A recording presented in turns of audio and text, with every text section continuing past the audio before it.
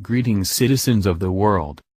House Minority Leader Nancy Pelosi, Democrat, California, has not shied away from criticizing President Donald Trump and his administration ever since Trump was inaugurated in January.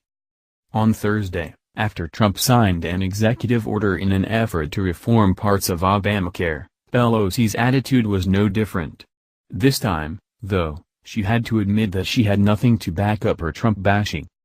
During a news conference at the Capitol, Pelosi was asked by a reporter what her reaction was to Trump's order.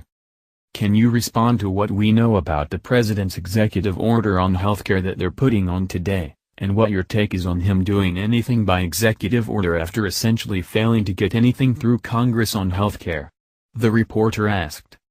In her response, Pelosi was forced to admit that she hadn't even read the executive order, and thus didn't know what it did. "Well, I don't know what he's putting out today, but I do know it is a sabotage of the Affordable Care Act," she said. "And quite frankly, a real disservice to the American people, many of whom voted for him. We do know that there is bipartisan support. Even some of the high-ranking Republicans in Congress have said we should do the cross-sharing funds that are there. We have to take matters into our own hands as to having been navigators ourselves, to say to people this is the time to sign up." Later, she reiterated that she did not know what the executive order entailed. "The president, not having seen what he has to say, but just judging from what he has said, knows very little about healthcare legislation," she continued. The executive order Trump signed sought to dismantle many aspects of Obamacare. It allows employers to offer coverage across state lines, and encourages small business to group together and purchase insurance via association health plans.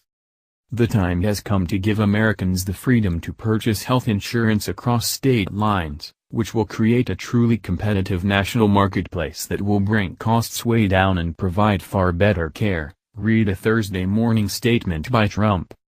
Later in the day, Pelosi criticized the new executive order more, calling it cynical and claiming it is designed to force families across America to pay the most when they can afford it the least. Thanks to President Trump's executive sabotage, the millions of Americans with pre-existing conditions could lose access to the affordable health coverage they and their families rely on, Pelosi said in a statement. Still, the order has received support